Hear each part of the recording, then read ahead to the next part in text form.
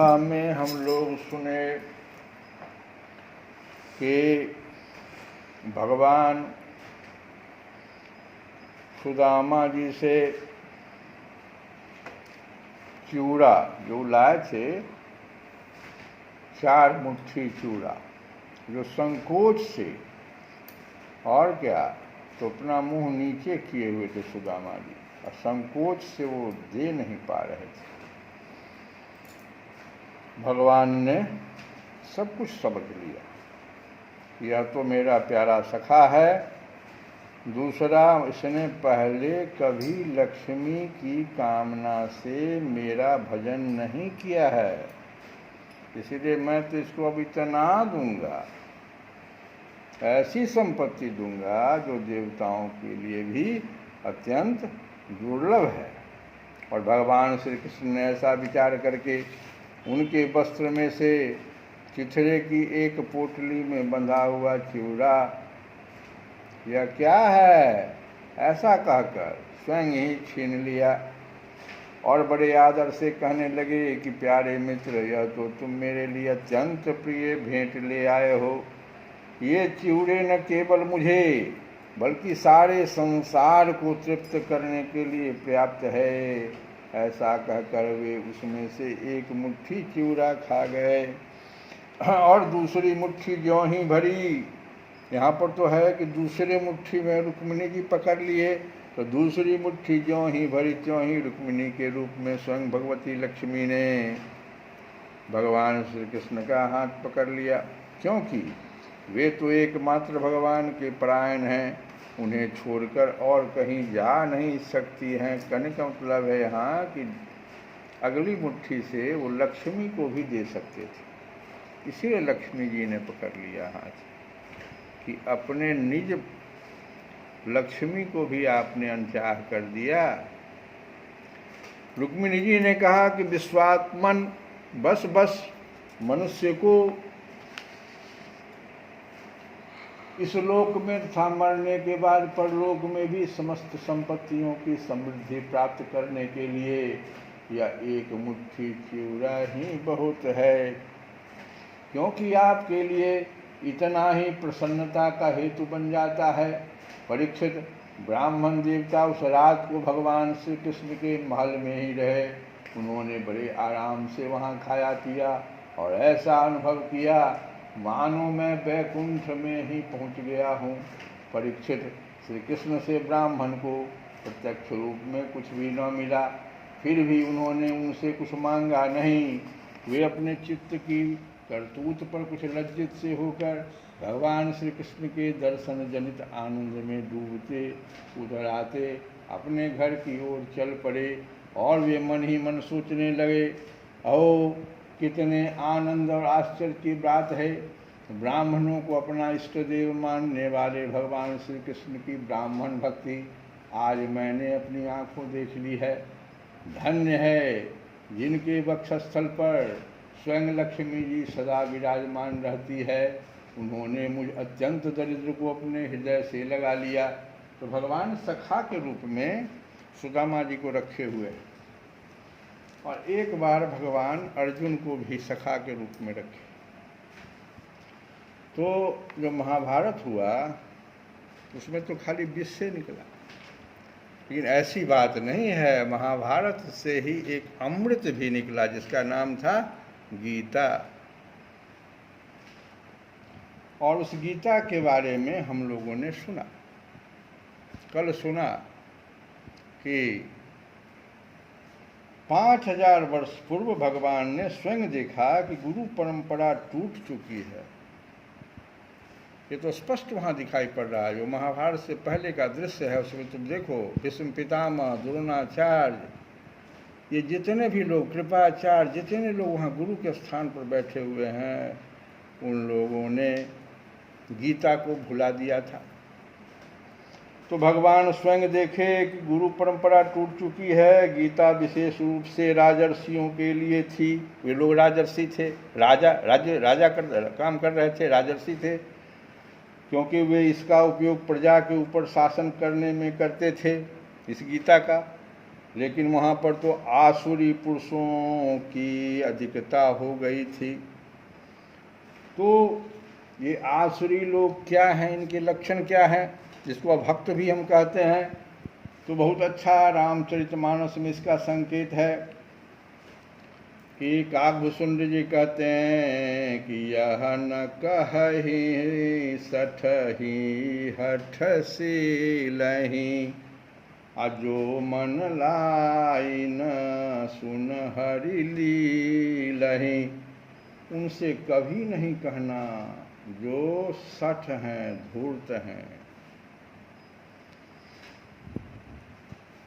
हठी हैं स्वभाव से, और श्री हरि की लीला को मन लगाकर नहीं सुनते हैं, ऐसे व्यक्ति को कभी नहीं कहना। कहिए न लोभहि क्रोधहि कामी, अजो न भजई सचराचर स्वामी।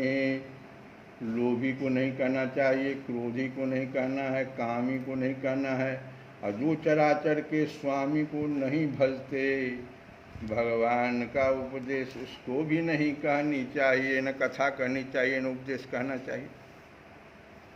इसके आगे द्विज द्रोही न सुनाई कबहूँ, असुरपति सरिस होई नृप जप जबहूँ। ब्राह्मण के द्रोही को यदि वह देवराज इंद्र के समान सर्ववान राजा भी क्यों न हो, तब भी यह नहीं सुनाना चाहिए। देखो, आसुरी व्यक्तियों का स्वभाव व्यक्त हो गया, इन लोगों को नहीं कथा देना है।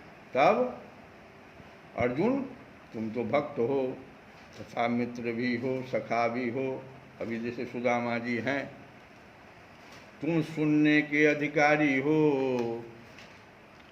और तब सो एवायम मया तिद्य योगः प्रोक्तः पुरातनः, भक्तोऽसि मे सखा चेति रहस्यं हि तत् उत्तमम्।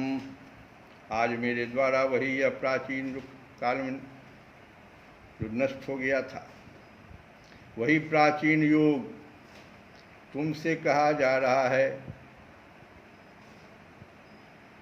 क्योंकि तुम मेरे भक्त तथा मित्र हो, अतः तुम इस विज्ञान के दिव्य रहस्य को समझ सकते हो। इस कथा को समझने के लिए भगवान का मित्र और भक्त होना पड़ेगा, साथ ही शिष्य भी होना पड़ेगा, जिसको कि आगे भगवान कह रहे हैं।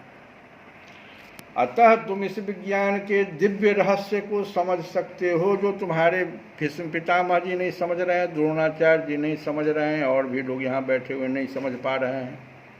और तुम ठीक कुरुक्षेत्र में बीच में आकर के अपने धनुष को रख दिए हो, क्योंकि तुम्हारे पास गीता नहीं है। मनुष्यों की दो श्रेणियां हैं, भक्त तथा असुर। असुर का वर्णन मैंने कर दिया। भगवान ने इस विद्या को मात्र अर्जुन को देने के लिए क्यों चुना? क्योंकि कृष्ण का वह भक्त भी था, अप्रत्यक्ष शिष्य भी था तथा घनिष्ठ मित्र भी था। यह तीन गुण होना चाहिए, भक्त, प्रत्यक्ष शिष्य, प्रत्यक्ष सामने शिष्य है, और घनिष्ठ मित्र। तो अध्यात्मवादियों की तीन श्रेणियां हैं, एक ज्ञानी है, एक योगी है तथा एक भक्त है। और भक्त तथा भगवान के बीच 5 प्रकार का संबंध होता है। कोई निष्क्रिय अवस्था में भक्त हो सकता है, तो कोई सक्रिय अवस्था में भक्त हो सकता है, कोई सखा रूप में भक्त हो सकता है, कोई माता या पिता के रूप में भक्त हो सकता है, कोई दंपत्ति प्रेमी के रूप में भक्त हो सकता है। हमें इस बात पर विशेष ध्यान देने की आवश्यकता है कि अर्जुन ने गीता को किस प्रकार ग्रहण किया। तो परम ब्रह्म परम धाम पवित्रम परमं भवान पुरुषं शाश्वतं दिव्यं आदिदेवं अजं विभुम्। आहुस्त्वामृषयः सर्वे देवर्षि नारदः तथासितो देवलो व्यास स्वयं चैव ब्रवीषि मे।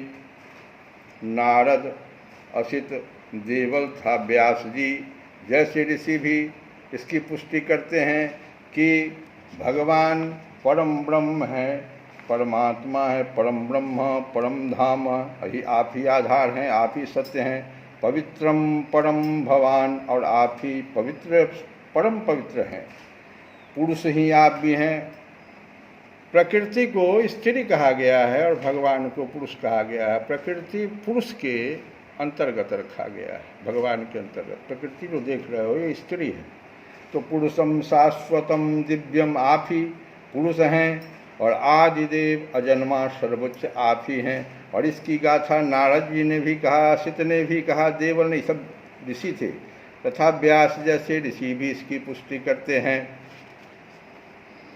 तो सर्वममेतद्रुतं मन्ये यन्मां वदसि केशवः अनहिते भगवन् व्यक्तिं विदुरेवा न दानवा। अर्जुन ने कहा कि आप भगवान परम धाम, पवित्रतम, परम सत्य, आप शाश्वत, दिव्य, आदि पुरुष, अजन्मा था, महानतम है, जिसकी घोषणा कई मुनियों ने भी की है। हे कृष्ण, आपने जो कुछ कहा है इसे पूर्ण रूप से मैं सत्य मानता हूँ।